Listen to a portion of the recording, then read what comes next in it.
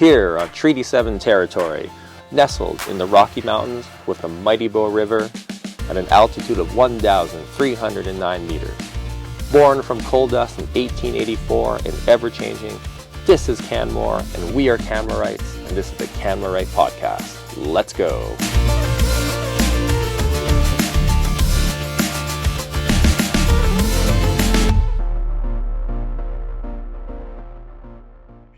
Hey everyone, it's me, Jeff Maw from the Canmorite Podcast, and I'm here with the Executive Director of CAMBA, Laura Quelch. Laura Quelch. How are you tonight?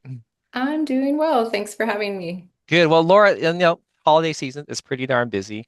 On council, things are getting pretty busy. And one of the things that's been showing up on my council radar, and also that's starting to show up amongst the various, groups that I'm a part of, is a lot of changes might be coming down the pipe for the trail network in the Canmore area.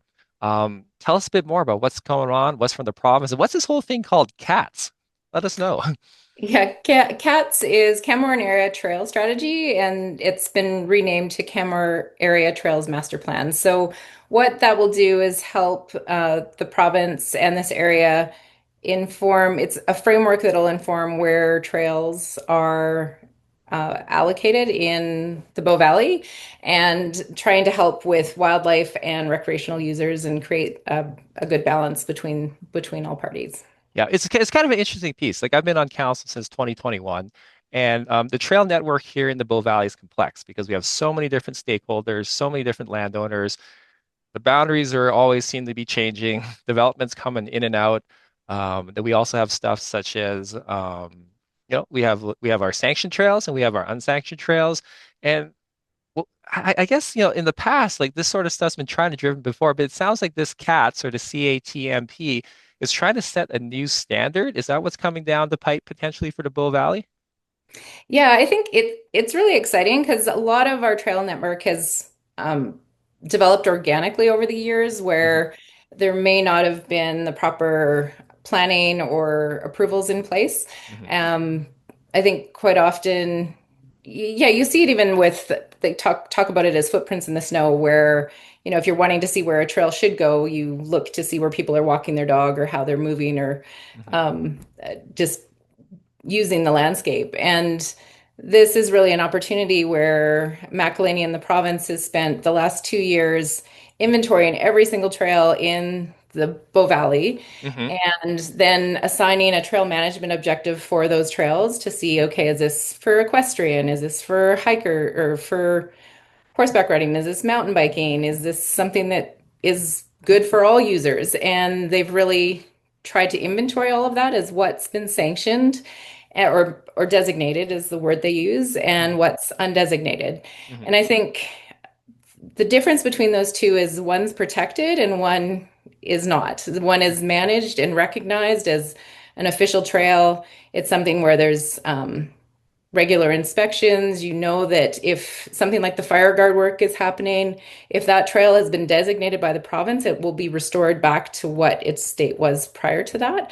Hmm. And it was a big exercise in looking at everything and saying, okay, what are we actually dealing with here? And then on top of all that, there's all the wildlife that they've been tracking as well through Y2Y and all the groups as well to see how they're using this area that we're so lucky to be part of. Yeah, it's a pretty like interesting, challenging thing. I think one of the crazy things with Canmore is we do have our wildlife corridor happening, and it is to a degree still somewhat functional, despite like the intense development we've seen here. Mhm. And so it seems like reading between the lines, what we currently have is a trail network that has been identified under CATS or the CATMP. That's probably going to change. Is that true? Like a lot of people ask me, like, is it going to be the status quo? Is it just like a study to say, oh, look at all the trails, or what is going to potentially happen? Yeah, it will change.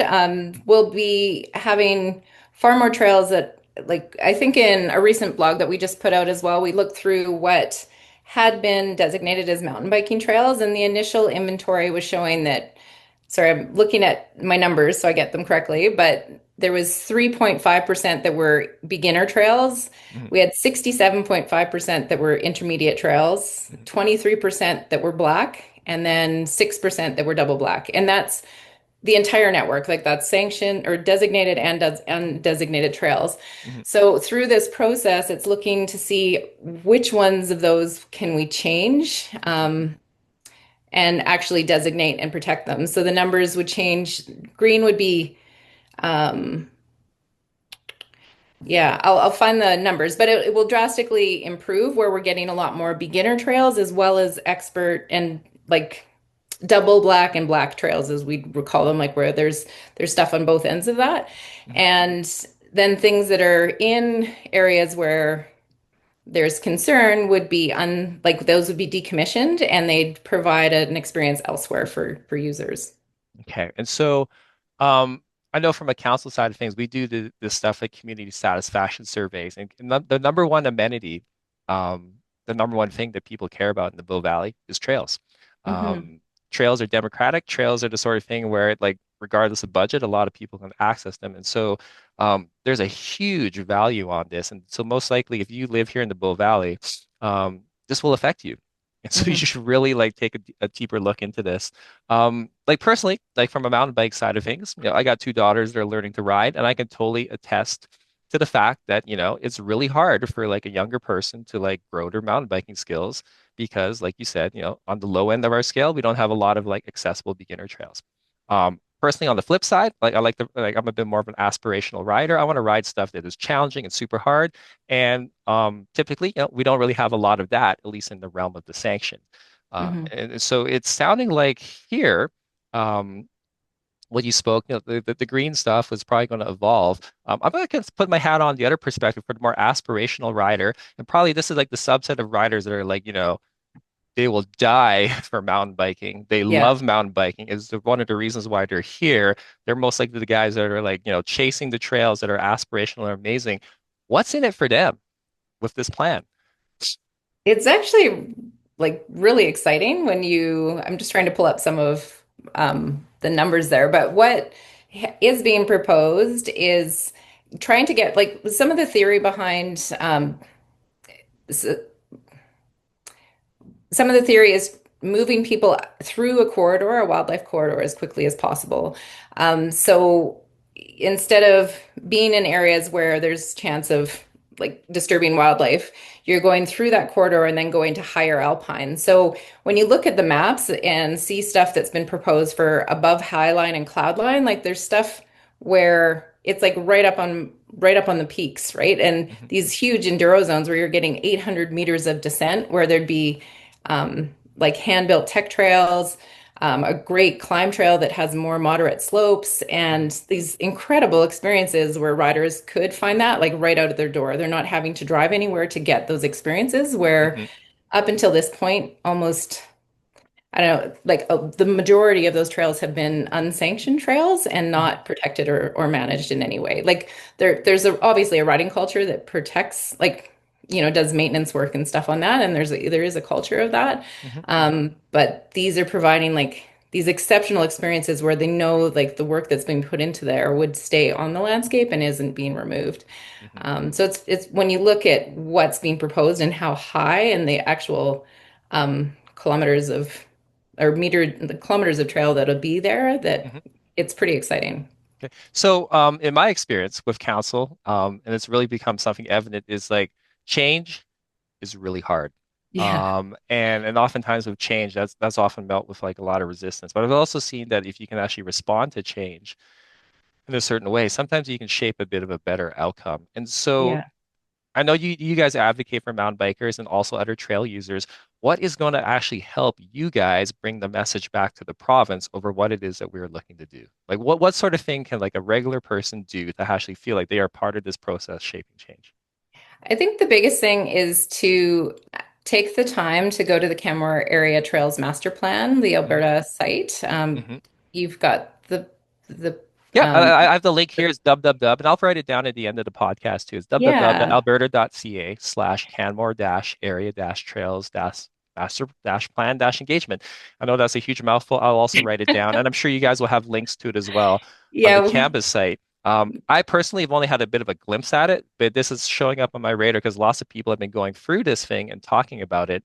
And it's definitely a comprehensive process. Like I think if someone's going to provide engagement, like you should bank a bit of time to do a good job on it. Absolutely. Yeah, like the survey itself on the government website, there's two, when you go to the site, Mm, there's the project area, there's the background review that's longer, and then there's the condensed plan that's 50 pages long, which is still quite comprehensive. mhm, Um, and it's remembering that there was 30 plus stakeholders engaged in this process over the last 2 years, right? mhm, Everything from environmental, climbing access, lots of different stakeholders that have helped contribute to this, all of our land managers.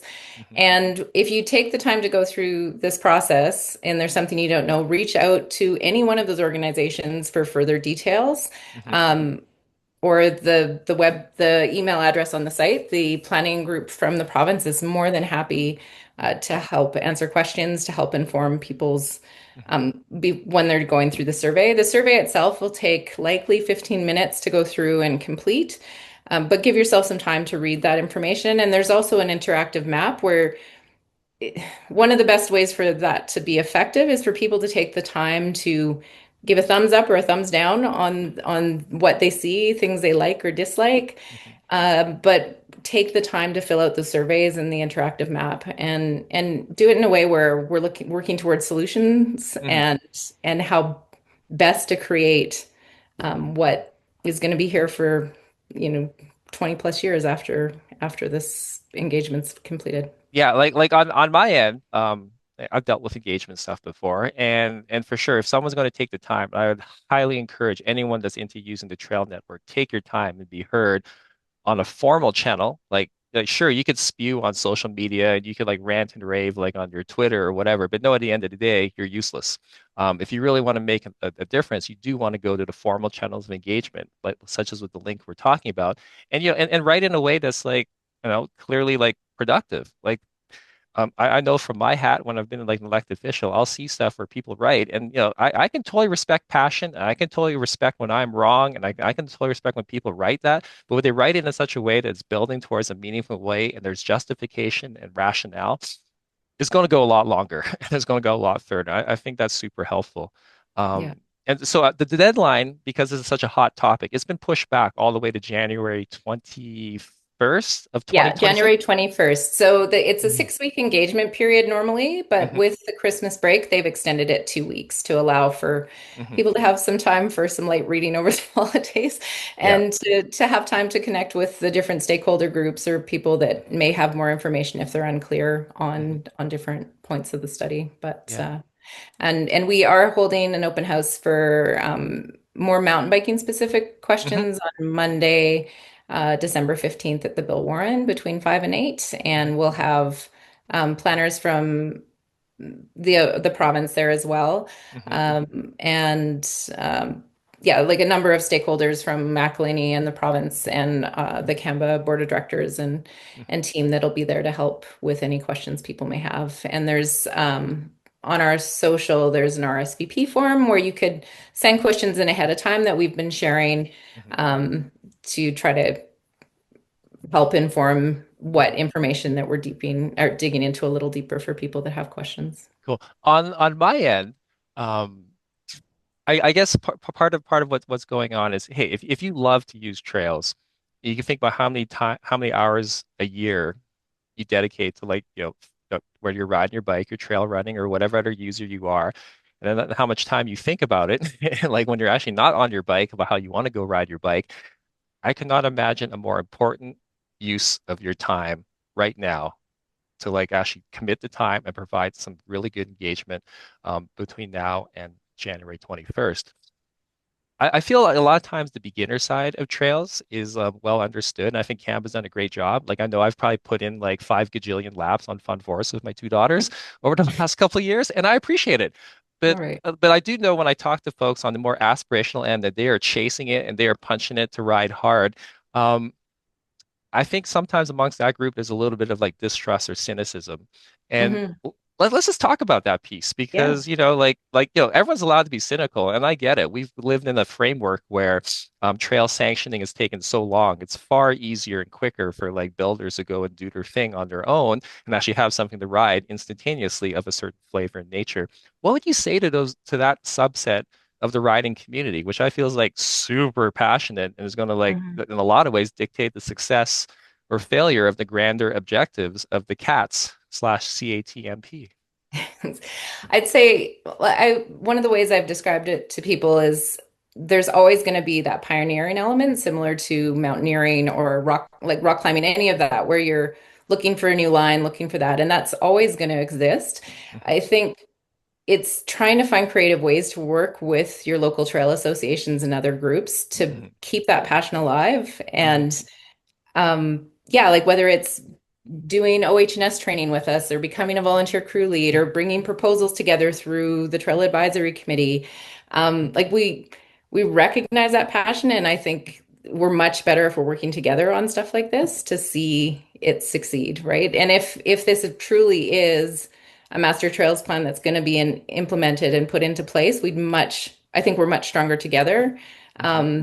Having helping facilitate the work that Hmm. those people do. Like most of the builders or people we know that are out doing that do not want my job. Like Yeah, they for don't sure. want to be, they don't want to be sitting in planning meetings with, um, the Yeah. town or the province or any of the land managers. Like they want to have a creative idea. Here's my artistic impression of what this could look like, or, like they've been out there and they visualize it, right? So it's like, come to us and say like, hey, there's this area that I'm really passionate about, and is there anything that you can see that would be a roadblock for this going ahead, right? Because Hmm. now, over the next decade, there's a huge opportunity to have those approved way faster, right? Hmm. And to be able to find some collective ways to work together and it not have 10 to 15 years before you're ever seeing the day of light. Hmm. But Okay. Well, so that's a helpful thing to see because I think also sometimes when it comes to like trail development, oftentimes the devil's in the details, right? And mhm, so like sometimes I think there's been a mistrust is okay, well, there's going to be brand new trails, blah blah blah, and like a lot of people, well,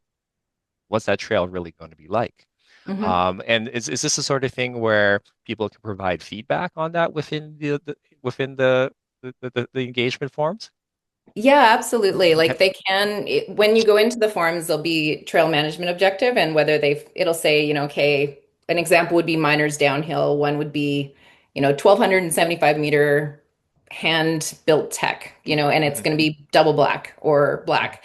And you might have a differing opinion on that. So a good way to engage would be actually based on being out there. Hmm. It might be, the grading could be this, or maybe you could do this other alignment, but show whether it's something you like or dislike. Like, don't just grumble about the stuff you dislike. Hmm. Like, give say, yeah, we really love the idea of there being like a new zone in this section as Hmm. well, because you know full well that every other stakeholder group is going to be doing the same thing over this time. So if you're Hmm. really caring about what happens for mountain biking here, take the time on both the positive and the negative to provide Hmm. that feedback through the form. And I think there's like might be 500 words per section if it's writing where you put in some of that. But none of this is to the detailed design stage yet. These are Hmm. conceptual corridors where this is what we're thinking. Hmm. Meterage is going to change. It's more so Indigenous consultation and other environmental screens can be done for each of those sections, but Hmm. it's not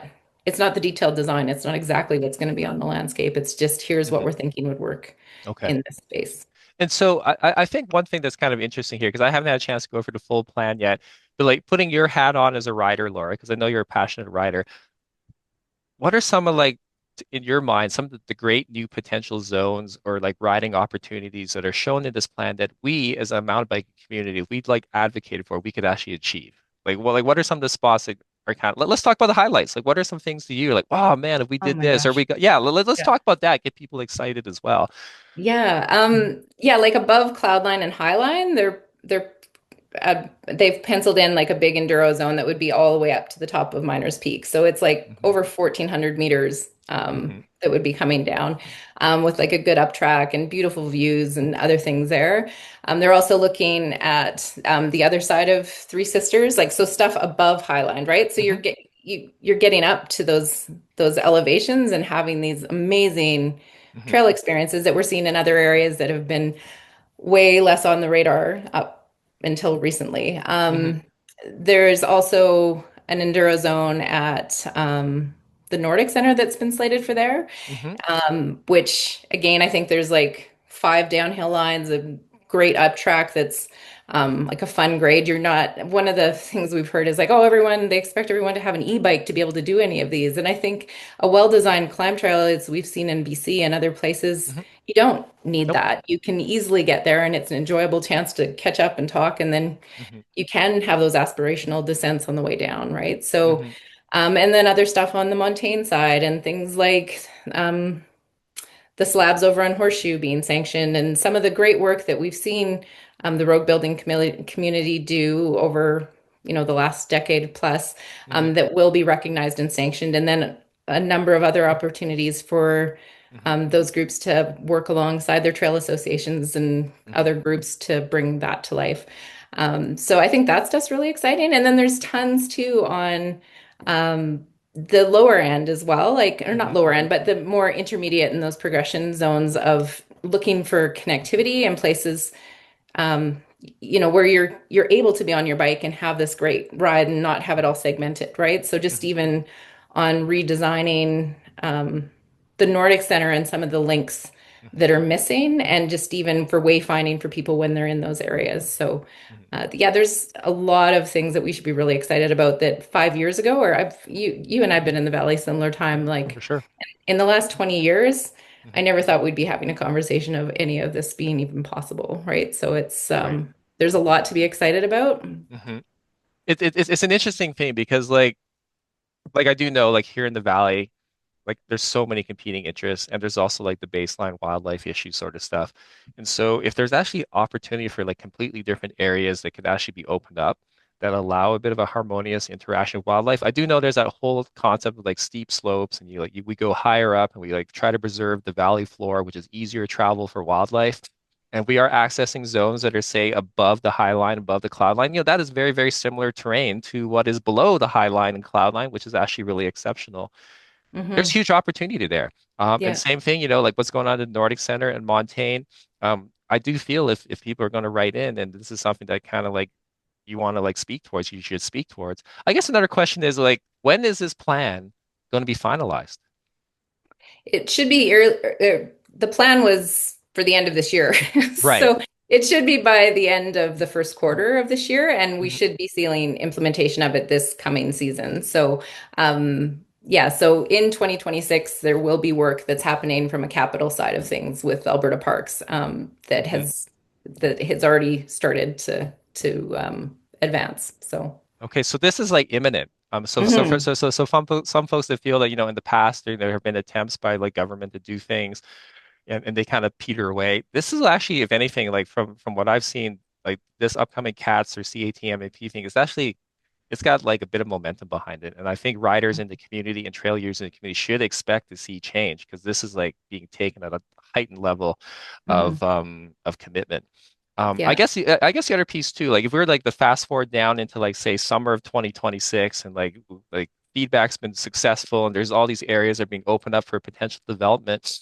Um, how who will the builders be? Like what's that process? Mhm. Yeah, I think that's a great question. I think initially a lot of the first part of work will be getting done through Alberta Parks, and that'll go to professional builders like you've seen do a lot of the great work across Western Canada and Mhm. many of the iconic trails that people love to go ride when you go to BC or anywhere else. So Mhm. that stuff would go out to request for proposal like you would through any procurement process. Mhm. But there'll be lots of opportunities for trail associations and other groups, like when we've brought projects forward in the past, where we could put out a request and say, this is an area we'd like to build and submit that for grant applications. Because with this plan, you're talking tens of millions of dollars, and I'm probably underestimating, like, Mhm. like, but not like Right. it's significant. If everything that's put in this plan is implemented, we're talking significant dollars. So Mhm. it will rely on organizations that, whether it's the Mountain Biking Association or a Climbers Association or whatever, to look for other philanthropic grants and other opportunities to stretch Mhm. provincial dollars farther, right? Okay. So there will be those partnership opportunities, whether it's us or Friends of Kananaskis or other organizations that are Hmm. working alongside Hmm. and helping taxpayers' dollars go way further by looking for other avenues for funding for great projects. So if someone was to look at the plan and go, oh my gosh, like look at this zone above X, and we really want to see this happen, they could come and say, okay, like here's this proposal that we have. Is there some way we can work together to Hmm. put in an application and to go through the steps and present that? And in the past, that's taken so long, whereas this plan will take care of a lot of that Right. initial process for them. And then, Yeah. things could get moving within a year, right? Or within a couple years if, Hmm. maybe sooner, who knows? But Okay. yeah. Okay, yeah, because if the areas have been green lighted, then that also should like remove a whole bunch of barriers. Then it's not so Mhm. much as like where can we do it? That question's already been solved. Now it's like Yeah. what and how. Yeah, Um, exactly. And it's, mhm, like you have to have all the requirements that you would for any major project. Like, like we have our occupational health and safety and insurance and all the things that we had to put in place to have cooperating agreements with the province for us to be able to operate as a trail association, right? So, mhm, one of the things that we're doing, even with the Exshaw community, because most people people love riding in Exshaw, but those trails haven't been sanctioned largely um, to do with the Lafarge lease and some of the things there. Because mhm, so those agreements have to be in place for that to happen. So we've been working with the people that are there and saying, okay, how can we better support the work you're doing? We don't want to come in and take over there because they have a passionate group of local mhm, builders that are already there. But it's like mhm, either they're needing to formalize themselves, get a board of directors, figure out an agreement, or there's opportunities for them to become paid or volunteer crew leads with our mhm, organization and have a say in exactly what's happening out there. And we're just providing additional resources and looking for funding opportunities and starting those conversations, right? So yeah. it's how to work together and how to best make sure those outcomes Mhm. happen in a really constructive way, I think. So Awesome. Well, we're pretty much out of time here. Laura, I wanted to say thank you so much for hopping in. I know this is like one of those like huge contentious topics that is coming down the pipe and there's going to be lots of change. And like we said before, change is scary, but at the same time, from what you've talked about, there's also massive opportunity here. So like I would really implore like trail users, please like get your feedback heard, be productive, like really throw the thumbs up behind what things what you want to see because like I don't know about you but for me for Christmas this year I want a kick-ass trail network that I can actually like not worry about it being like taken away so yeah I will put a link at the end of the show notes and Laura, is there anything else you want to let the riding community know besides the one event that's coming up this next Monday at the Bill Warren for feedback? we should be excited. Like it changes hard, but I think with good engagement, we can make this an amazing community. It already is an amazing community to live and stuff, but and remembering that there's lots of stakeholders and we share all the land here is protected and we share it and have to think about all the other users that are here as well. But we can create something pretty exceptional together. Okay. Some of the, just on it's not a negative note, but on one of the things that we haven't seen in the plan, which I think is important for feedback as well, is looking at making sure that signage and education is something that is noted as well. So just getting better wayfinding and some of that stuff that we're not seeing in the plan that was outlined in the background review that's there. But Awesome. yeah, Okay. anyway, All right. Well, on that note, with signage as well, please everyone provide your feedback. And Laura, I will see you guys on this upcoming Monday at the Bill Warren as well. Thanks so much. amazing. Okay, thank you. Take care.